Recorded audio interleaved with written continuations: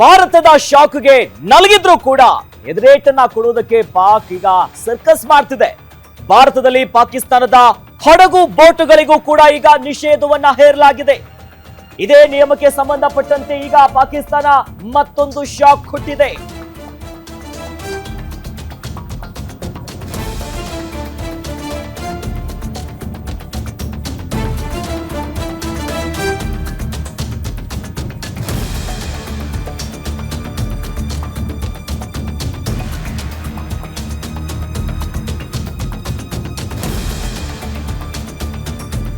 ಭಾರತದಲ್ಲಿರುವಂತಹ ಪಾಕಿಸ್ತಾನದ ಹಡಗು ಮತ್ತು ಬೋಟ್ಗಳಿಗೆ ನಿಷೇಧವನ್ನ ಹೇರಲಾಗಿದೆ. ಹಾಗಾಗಿ ಮತ್ತೆ ಪಾಕಿಸ್ತಾನ ಕೂಡ ಇದೇ ನಿಯಮವನ್ನ ಈಗ ಪಾಲಿಸಿದೆ. ಅಂದ್ರೆ ಭಾರತದ ಹಡಗು ಮತ್ತು ಬೋಟ್ಗಳಿಗೆ ನಿಷೇಧವನ್ನ ಹೇರಿದೆ. ತನ್ನ ಬಂದರು ಪ್ರದೇಶದಲ್ಲಿ ನಿರ್ಬಂಧವನ್ನ ಹೇರಲಾಗಿದೆ. ಸದ್ಯ ಪಾಕಿಸ್ತಾನ ಕೂಡ ಆದೇಶ ಕೊಟ್ಟಿದೆ. ಭಾರತೀಯ ಧ್ವಜ ಇರುವಂತಹ ಹಡಗುಗಳಿಗೆ ಪ್ರವೇಶವನ್ನ ನೀಡಬಾರದು ಅನ್ನೋ ನಿಟ್ಟಿನಲ್ಲಿ ತಡೆಯಾಜ್ಞೆಯನ್ನ ಹೇರಿದೆ. ಭಾರತ ಈ ಕ್ರಮವನ್ನ ಕೈಗೊಳ್ಳಿತು.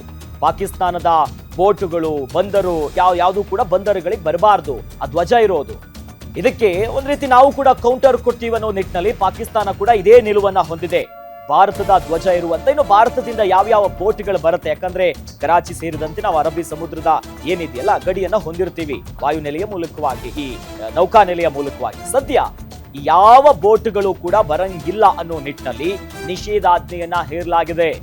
ಭಾರತೀಯ ಧ್ವಜ ಇರುವಂತ ಯಾವ್ದಾದ್ರೂ ಹಡಗು ಬರುತ್ತಾ? ನೋ, ಇದು ಬರಂಗಿಲ್ಲ. ಪ್ರವೇಶಿಸಿದಂತೆ ಈಗ ತಡೆಯನ್ನ ಹೇರಿದೆ ಪಾಕಿಸ್ತಾನ. ಭಾರತವೂ ಕೂಡ ಇದೇ ನಿಷೇಧಾಜ್ಞೆಯನ್ನ ಹೇರಿದೆ. ಪಾಕಿಸ್ತಾನದ ಯಾವ ಹಡಗು ಬೋಟುಗಳು ಕೂಡ ನಮ್ಮ ಬಂದರುಗಳಿಗೆ ಬರಂಗಿಲ್ಲ ಅನ್ನೋ ಈಗ ಒಂದು ಮಹತ್ವದ ನಿರ್ದೇಶನವನ್ನ ಕೊಡಲಾಗಿದೆ. ಯಾವುದು ಕೂಡ ಪ್ರವೇಶ ಮಾಡಬಾರದು ಅನ್ನೋದಾಗಿ. ಜೊತೆಲಿ ಭಾರತೀಯ ಧ್ವಜ ಇರುವಂತಹ ಹಡಗುಗಳು, ಸಾಮಾನ್ಯವಾಗಿ ಹಡಗು ಬೋಟ್ ನಲ್ಲಿ ಧ್ವಜ ಹಾಕಲಾಗುತ್ತೆ. ಯಾಕಂದ್ರೆ ಇಂಟರ್ನ್ಯಾಷನಲ್ ಮ್ಯಾರಿಟೈಮ್ ಬೌಂಡ್ರಿ ಎಲ್ಲಿರುತ್ತೆ ಅನ್ನೋದು ಗೊತ್ತಾಗೋದು ಬಹಳಷ್ಟು ಬಾರಿ ಗೊತ್ತಾಗಲ್ಲ. ಹಾಗಾಗಿ ಯುದ್ಧದ ವಾತಾವರಣ ಇರುವಂತ ಈ ನಿಟ್ಟಿನಲ್ಲಿ ಯಾವುದೇ ಪಾಕಿಸ್ತಾನದ ಧ್ವಜ ಇರುವಂತ ಹಡಗಾಗ್ಲಿ ಬೋಟ್ ಆಗ್ಲಿ ಭಾರತದ ಬಂದರುಗಳಿಗೆ ಬರಂಗಿಲ್ಲ. ಅಂತೆಯೇ ಪಾಕಿಸ್ತಾನ ಕೂಡ ಅದೇ ನಿಷೇಧಾಜ್ಞೆಯನ್ನ ಹೇರಿದೆ. ಭಾರತದ ಧ್ವಜ ಇರುವಂತಹ ಹಡಗುಗಳು ಬರಂಗಿಲ್ಲ ಅನ್ನೋ ನಿಟ್ಟಿನಲ್ಲಿ. ಈ ನಿಟ್ಟಿನಲ್ಲಿ ಕೌಂಟರ್ಗೆ ಪ್ರತಿ ಕೌಂಟರ್ ಅನ್ನುವಂತೆ ಪಾಕಿಸ್ತಾನ ಸರ್ಕಸ್ ಮಾಡ್ತಿದೆ ಇದನ್ನ ಮಾಡೋದಕ್ಕೆ. ಈ ನಿಟ್ಟಿನಲ್ಲಿ ಮತ್ತೆ ಬಿಗುವಿನ ವಾತಾವರಣ ಇನ್ನಷ್ಟು ಸೃಷ್ಟಿಯಾಗ್ತಿದೆ.